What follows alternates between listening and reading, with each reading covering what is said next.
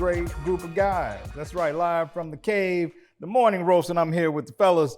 Glenn Murray to my left, the Renaissance man. To his left, my friend, frat brother, the entrepreneur. We came up with a new serial entrepreneur. No, not serial entrepreneur. Is what you used to call me. Right, but now it's multi-lane entrepreneur. The multi-lane entrepreneur that is Mel Roberson. And then Mr. Sexy in the turtleneck. You look like a mob boss.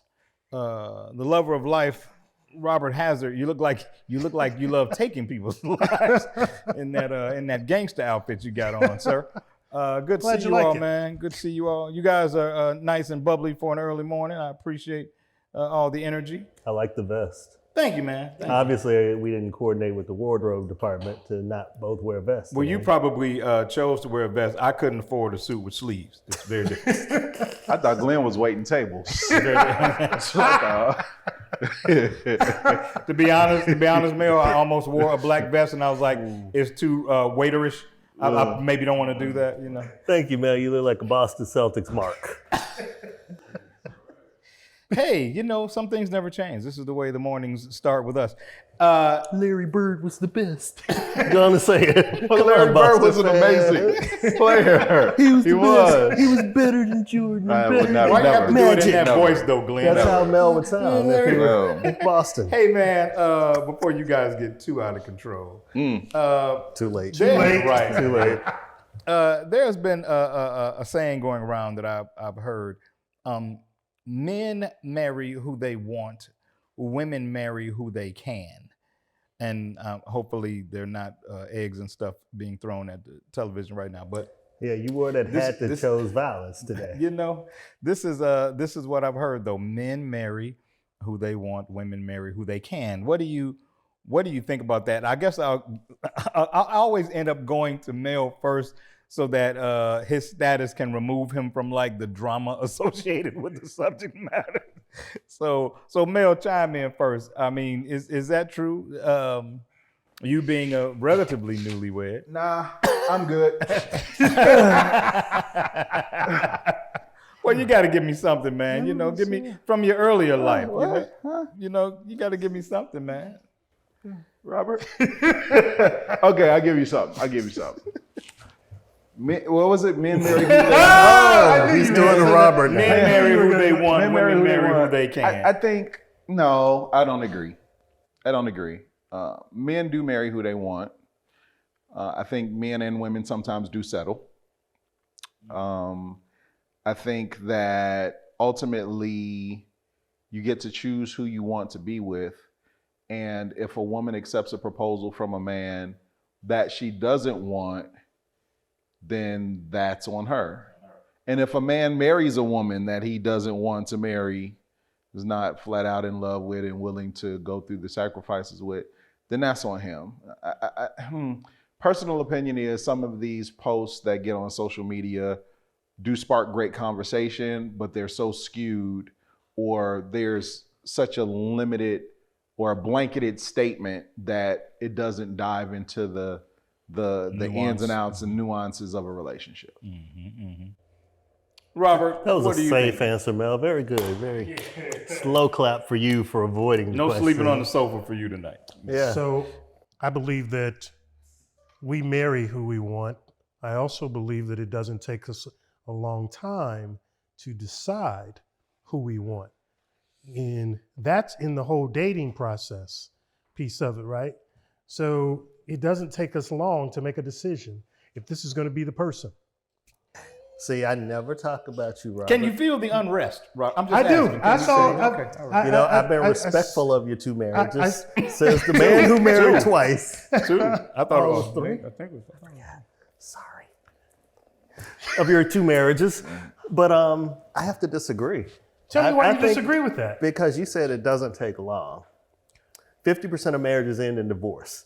Obviously, 50% of those people marry too quick because they ended up getting divorced. That's a fact. Men lie, women lie, numbers don't. Remember that. I don't think. Yeah, I don't know that. I don't know that time. The statistics. I'm just saying, that statistic. is it not Yeah. true that 50% of marriages end in divorce? Yeah, But it's not because of time. But It's you not have to because find they out didn't if invest- they ended in yeah, divorce or- because they rushed into The it. number one reason that marriages fail is because of financial situations. It's not even. Yes, in Well, I Finance guess you should have play- took some time and let them make more money. What do you think there, Mel? Well, I think I'm happily married. And Good answer. You stay there. I'm sorry, Robert. I interrupted you. Go no, right I'm ahead. just thinking about the finances. Mel talked about finances as one of the things we always thought, or people thought, that it was infidelity and some of those other things that cause marriages to fail, but it actually isn't.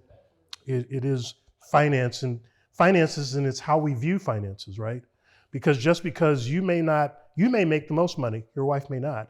It's how you handle that. But isn't that a function of not having that conversation and rushing into something before you have those serious money conversations? Now, we know Mel here, for Well, I think example, runs a credit check on the first date. Yeah, We used to he run- did. He Yeah, wanted to we credit- he know wanted what to find the does. credit score early So on. he's kind of the outlier there. But Yeah. I mean, you date for a while. You need to understand, number one, how does this person spend money? Sure.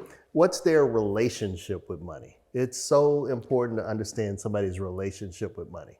And when I say relationship, it's not I make it and I spend it. It's do you save it? Do you have a 401k? What do you see as your long-term financial goals? Do you own or rent? Do you want to do that? But that's valid, Glenn. Are you renting where you live and buying what you drive, and you have no reason to want to flip that? As valid as that is, though, would the dynamic change with someone who respected your financial acumen? And so maybe they didn't come to the table with that understanding, but they said, hey, this is a strength you have that I don't, and I'm open to you teaching me. Would that change that value of choice could. for you? It could, but you learn a lot about finances at an early age. You look at what your parents did and how they managed money. And unless you work to educate yourself, and I'm not saying you shouldn't date somebody who doesn't have a good relationship. You can learn. There are other things, there are other qualities that they have. Mm-hmm. But that's a tough behavior to undo once you get into your 30s and 40s. Well, but I think anything is teachable. And And you I think guys if they're are way motivated to past learn. that, so I'm looking out for y'all. I'm trying to help both of you. I think if they're motivated to, I think you can learn anything that you're motivated to learn and you see a value in. So, Yeah. I mean, if I thought I was dealing with somebody that had a much higher acumen than But I if did, you I would think have to humble myself and. But if you let think them a teach coach bag is an investment, there's a problem. me. Yeah. But you guys are actually speaking to my point when I said about who you want to marry. you don't find that out right away. You don't find it out right away, but when you start running a credit check, Yeah, Right? I do that relatively right? early. So you know at that He point, you're kinda not- knew ahead of time. credit checks are expensive. You're not running it on everybody. Hey, you don't have Credit Karma on your phone? Baby? Right. I need you to download this app. I need to see if you're above a 700. Mel brings the online application. Before we go to what's the We are place? scanning this right now. Cheesecake Factory. We'll be right back because this is out of control. Right. Matter of fact, we're gonna run some credit checks while we're away. We'll be right back. The perfect couple with the perfect family until their oldest child is gunned down by police officers. From the author of The Expert Witness, Marvin Mason releases his new book, Come Undone, available on Amazon and Kindle. Join us, Indie TV, where you will see the talk shows, movies, drama, action, and comedy. Be the first and see it first. Sign up now for free at Indie TV. Imagine your own private wine tour. That's WineCrawl, providing you an experience that's second to none. Now in over 20 cities, WineCrawl is great for the novice and experienced wine lover. And we mix in food and spirits tours, and you have your answer for what's new and exciting in your city. Find out about our next adventure. Visit us at www.winecrawl.wine.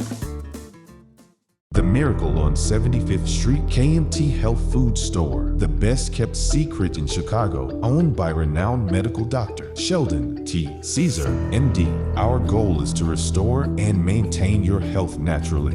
KMT Health Food Store, 233 East 75th Street, or call us at 773-224-7500. Awaken your superpowers.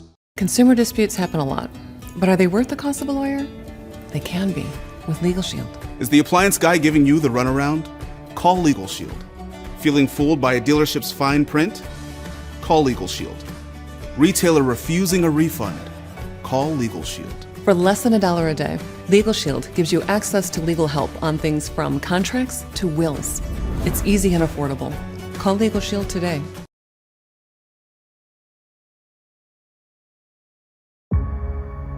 Terrified of losing the man she's come to know and love, Kenji desperately searches for a way out of the entanglement, finally finding a viable solution. It may be too late as Mo is on the brink of discovering Kenji's motives, quickly turning love to hate and giving Kenji a terrifying glimpse of street revenge with Mo leading the charge. Inconvenient Love by Elizabeth LaShawn. Now available on Amazon.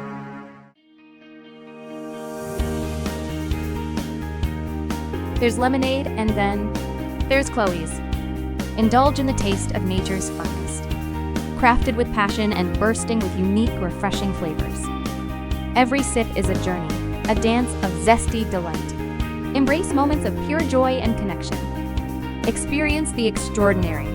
Chloe's, where lemons give you life.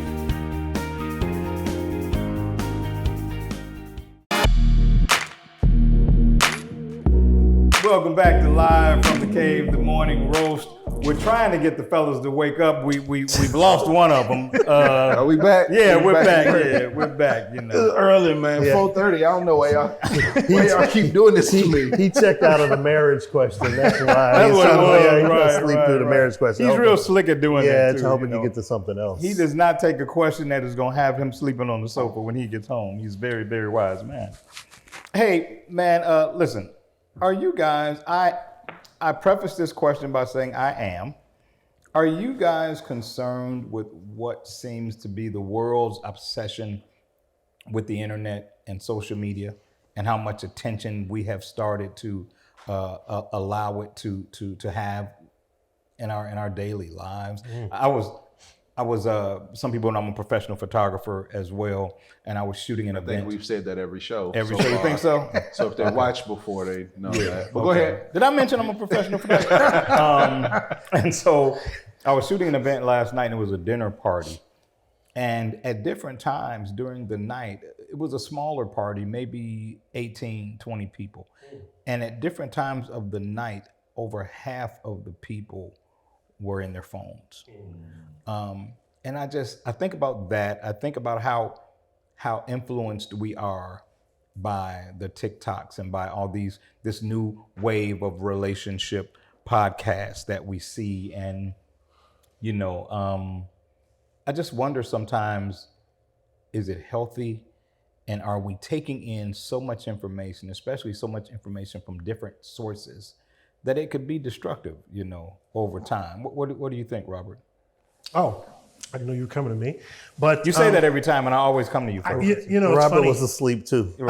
He just sleeps with his eyes open. I think that I think there are some struggles there in what we do with social media. In fact, I have a TikTok follower or somebody who's cloned TikTok. He actually has more followers than me using my photos and videos and things like that. So it just That is funny. That's actually funny. yeah. I mean, it's Hey man, be it's thankful crazy. for good features. You know, that's you know. Yeah, I'm going to report that account tomorrow or today. After you But- get all those followers from them first. Yeah, I got to let people know. But I think to your point, there is a problem there, and I think that everyone now wants to be a influencer, or they're an expert, and they're using social media to do that, and so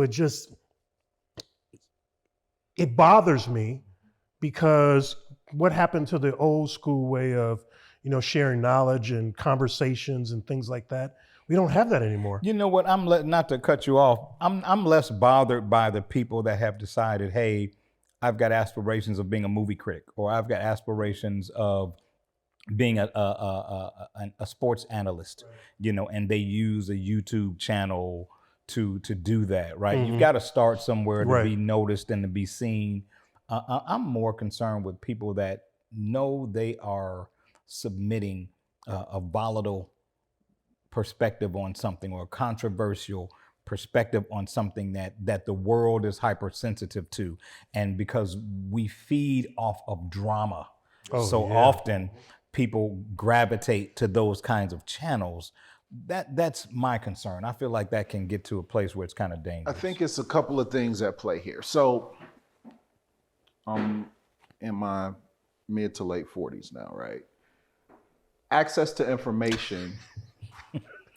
I'm sorry. Go right ahead. Yes. Mid to late. Yes. I'm 47 years old. Where's my camera? I'm 47 years old. Anyway, all the cameras and make sure. access to information was a little bit different for us growing up, right? We didn't have, and so the information technology and access to the internet and all of these things made the world an easier place to explore in the beginning, and it was great. But now, since there are very limited ways of controlling what people put out there, and bad news travels more than good, and even negative stuff or lies will spread so fast on a social media post because everybody's sharing it, and you literally could get to millions of people quickly. That's where the real danger is.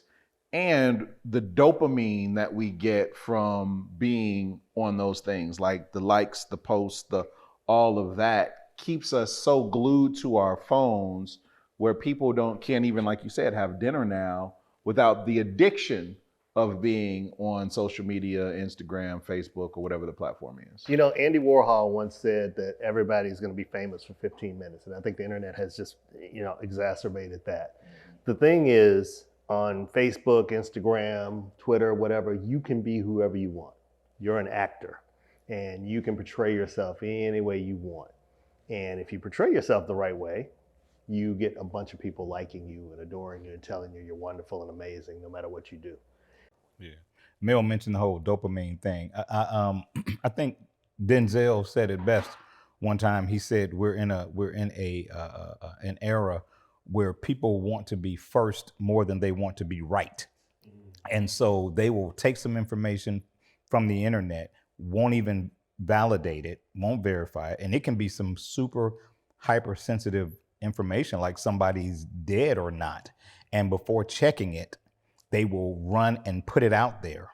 I remember when Prince died, it was my hope that he wasn't. And that was my first thought, was somebody just put that out there before they verified it, and he's not. Unfortunately, that wasn't the case. But I remember losing a really good friend of mine some years ago, and before he was actually dead, a classmate of ours put on social media that he had passed away.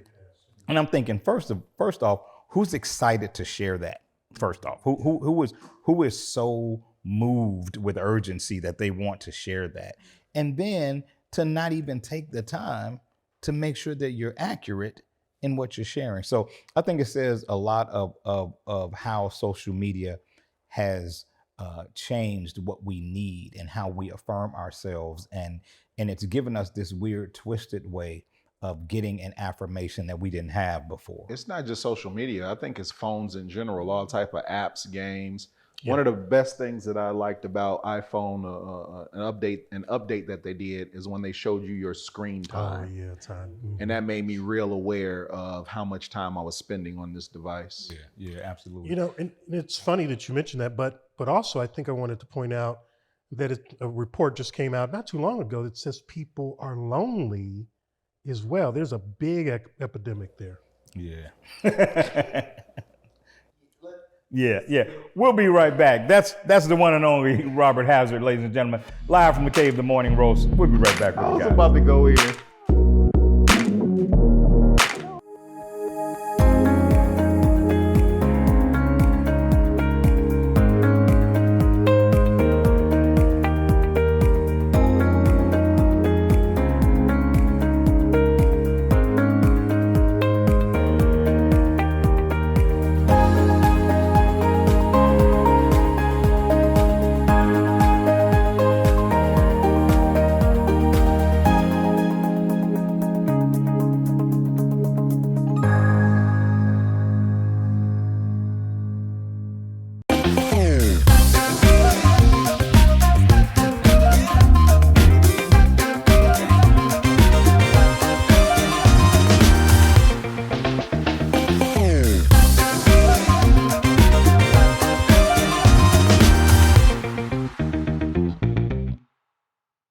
Join us, Indie TV, where you will see the talk shows, movies, drama, action, and comedy. Be the first and see it first. Sign up now for free at Indie TV. Consumer disputes happen a lot, but are they worth the cost of a lawyer? They can be with Legal Shield. Is the appliance guy giving you the runaround? Call Legal Shield. Feeling fooled by a dealership's fine print? Call Legal Shield. Retailer refusing a refund? Call Legal Shield. For less than $1 a day, Legal Shield gives you access to legal help on things from contracts to wills. It's easy and affordable. Call Legal Shield today. Since she was 3 years of age, Shanita craved the taste. Now 20 years later, all those memories come racing back when she bites into Renzo's pastry. Renzo knows he won't survive another week if he can't penetrate Shanita's walls. He has but one weapon not even Shanita can ignore. Once he offers her a bite, she is defenseless and under his spell. No one can resist the taste of his drizzle. Yes, the new book from author Marvin Mason will leave you craving for more. Welcome back to Live from the Cave, the Morning Roast. I'm here with the handsome gentleman to my left. And I have a question for Glenn Murray. What's on your mind, sir? Wealth. That's what's on my mind. So, fellas, let's talk about this. Specifically, African-American homes, the median income or the median investment savings is about $24,000 for an African-American household. For a non-African-American household, probably Caucasian, it's about $189,000. What can we do? And you guys are intelligent gentlemen. What can we do to help close that wealth gap, to help build financial literacy with the people that are in our circle? Has there been an established connection with the median income for each home family salary and how that ties into that number at all? There has been, but I think it's all tied back to your education. And we talked about it earlier, and I was joking about it, but your relationship with money. How you see money always cheats on me. I'm just kidding. I'm just kidding. So I think that's the biggest part of it. I think we don't get the education we need about how to save, how to invest, how to buy, how to use credit, to our advantage, things like that. I 100% agree. Yeah, when I went to college, my parents told me don't get credit cards. That's all they said. That was the only financial aid. Don't get credit cards. And then the Discover card man gave me a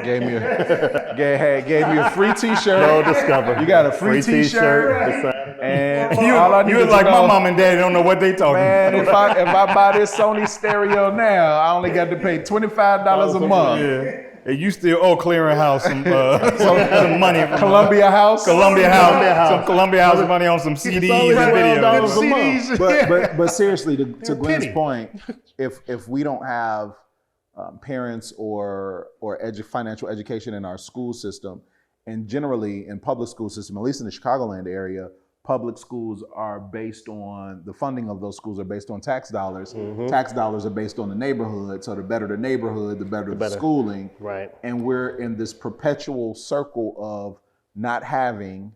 And so when we do get a little, we feel we have to spend it, be like the Joneses, get what's popular and all of those things.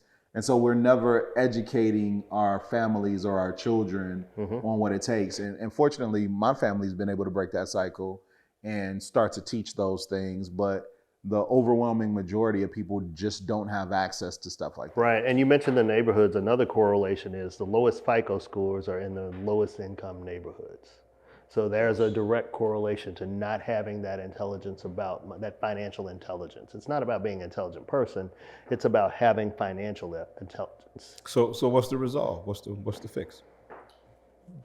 Robert, you want to say something? I'm sorry. Well, I was just thinking about the fact that what's really important, I think, is that we can create more awareness in our communities so that we can talk about, Visa programs and MasterCard, helping people understand money, because I don't think they understand it. I think in investing, even it doesn't take hundreds of thousands of dollars to invest. Robinhood, you can invest with $1. Mm-hmm. Literally, you can put $1 a week away and invest in big stocks on Robinhood or something like that, and it's free. Unfortunately, though, I think we have to incentivize it, right? Because just because we create these programs or we create these resources for people, if they don't see the benefit in it, if you know, they want to go buy the hottest sneakers and all of that other stuff and they don't see the benefit in it, there has to be something creative to make somebody interested in something like this, because it's new and it's not shiny new.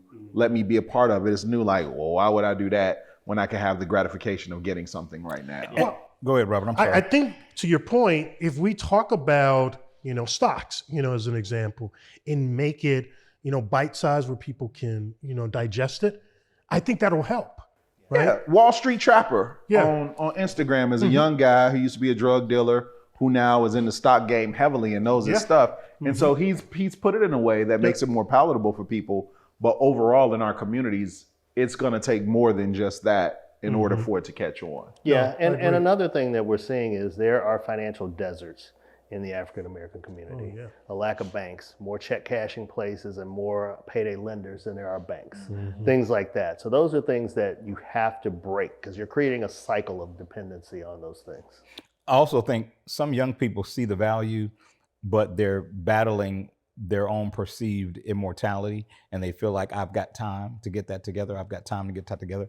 And I tell young people all the time, everything you're doing now is going to impact what your life looks like later. So take it seriously.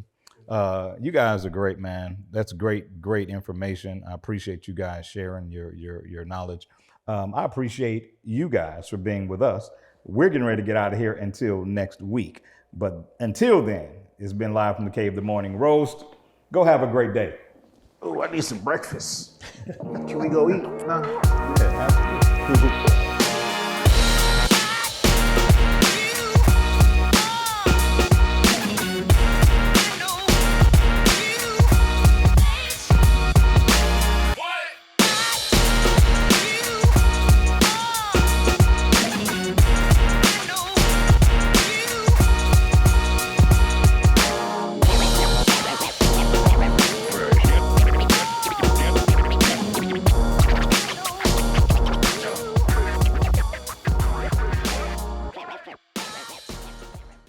Join us, Indie TV, where you will see the talk shows, movies, drama, action, and comedy. Be the first and see it first. Sign up now for free at Indie TV.